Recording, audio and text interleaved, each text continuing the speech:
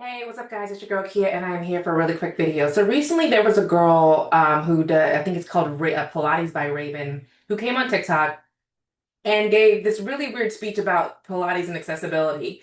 And her delivery about this was awful, and it got interpreted in a way that I don't think is what she actually meant.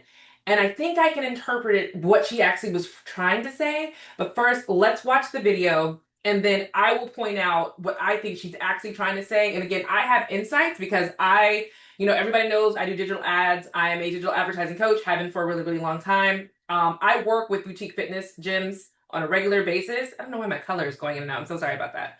I work with boutique gyms on a regular basis. I actually have new Pilates instructors who are contacting me now who want to own gyms, and I also have a friend who's a Pilates instructor who is also going to be opening up a gym in New York, actually. So I have some insight on this. So let's watch the video, and then I will explain what I think she's talking about. And if I'm wrong, you can always drop in the comments and say, no, that's not what she meant. But so let's go.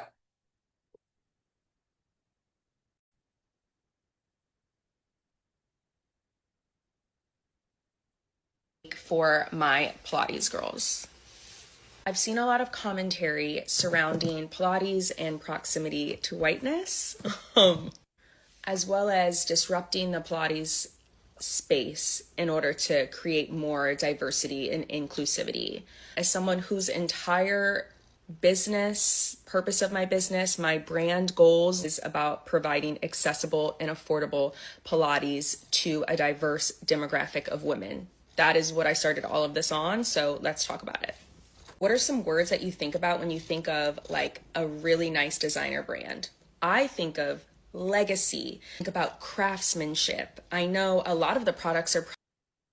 I don't think anybody really thinks of legacy when they think of famous brands or well-known brands. And I'm trying to think. The only one, maybe if you're a real fashion historical buff, you will think about legacy. But the everyday person who's buying a bag is not thinking about legacy. Like for me, when I think of Louis Vuitton, I'm not thinking of their current purses. I would love to get a set of vintage steamer trunk Louis Vuitton luggage because that's history behind that. I'm very big on the Gilded Age. I'm actually reading a book right now. But I think the everyday person is not thinking about history when they are thinking about a fashion brand. But that's just me. Probably like handmade. People check them over and over again to make sure the quality is there, okay?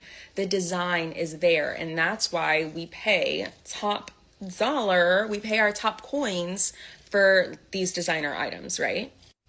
Like you would never walk into Bottega and be like, where's the diversity? Where's the accessibility? Babe, there is no accessibility. This is Bottega, okay? This is where she messed up. She's bringing in accessibility and diversity into the Pilates space when I don't think that's what she's talking about. But now she's brought in race and it being accessible, meaning for people who could be lower income, maybe they have disability, something like that. That it needs to be accessible for everybody. When in all honesty, the brand she's talking about, Bottega, does show by diversity because their models are diverse. And you can walk into a Bottega store, you can roll into a Bottega store, you can hop, skip, jump with one leg missing arm and buy a Bottega bag. So that her putting those things together doesn't work. But again, I know what she's talking about, but her connecting these two things is completely wrong. I will explain what she's talking about, why I think. I want you to think the same way about Pilates. And I know a lot of us who've just gotten into this, or maybe we're new instructors, we haven't been trained. Pilates is a legacy, okay? People have worked generations to preserve this method of exercise. To even just training an instructor classically through a good program takes 500 hours minimum, okay?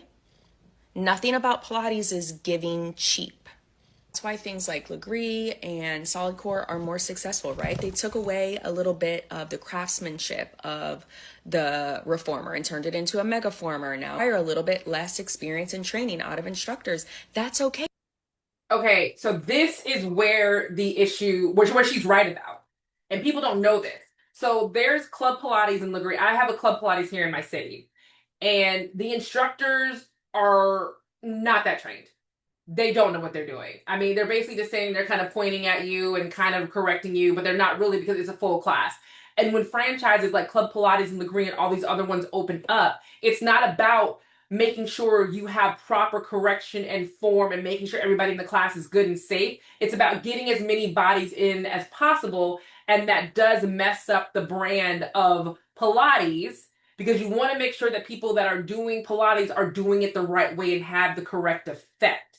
So they're trying to make it with franchising it and opening up all these studios. They're trying to make it accessible to everybody at the expense of giving people really good Pilates classes.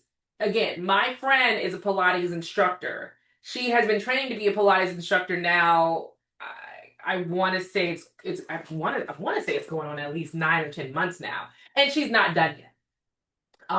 She's still doing one-on-one training hours. She's still, training as a teacher's assistant. She's still having to do her core work, not core like her abs, but like core work of Pilates because she wants to be a well-trained, good, strong instructor. And she's not learning at like a major franchise studio. She's learning at a different private studio where she's having to pay a good amount of money to learn that. And she's also having to coach there and make discounted money so she can get her hours in.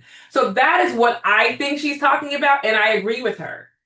We need to stop being so focused on having something everywhere all the time for everybody. Nothing to do with diversity, nothing to do with accessibility. But when we have these gyms opening up so fast, offering these special cool things, we lose the training of these things. I think the same thing about people who are opening up all these boot camp classes. There are really only a couple of really good boot camp formats: Burn Boot Camp, D1, and Orange Theory.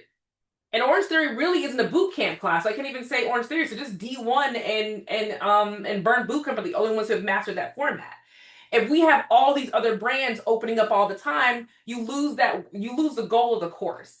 And that's what I believe she's talking about here. I could be wrong. Drop in the comments, you're like, no, you're just trying to make it better. I could be, but this is when I heard that, I was like, oh, that's what she's talking about. But she should have never brought up diversity. Let's watch the rest. Hey, because now more people can do it, all right? And just to be clear, I am all for the accessibility of Pilates. But I do want some of the Pilates newbies to think a little bit more critically before we come on here talking about, oh, okay. What was the rest of that sentence? I was hoping, and this is where she's messing, where she's messing up.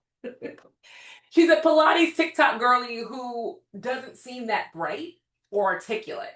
And that is what's messing her up. She's saying about the new Pilates girlies getting on there and saying, oop, up, boop, boop. You just made a bunch of noises and sounds. You didn't really actually say a statement.